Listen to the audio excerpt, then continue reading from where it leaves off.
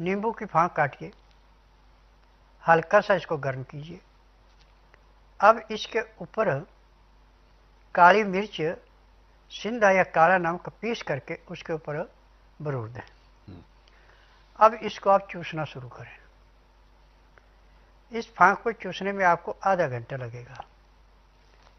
गटागट नहीं चूसने पर थोड़ी सी जीभ पे लगाई या 2 बूंद जीभ पे डाली, फिर थोड़ी देर रुक गए। काली मिर्च, नींबू का रस, सिंधा या काला नमक अंदर जाकर सांस की नाली को, फेफड़ों को ऐसे साफ करता है जैसे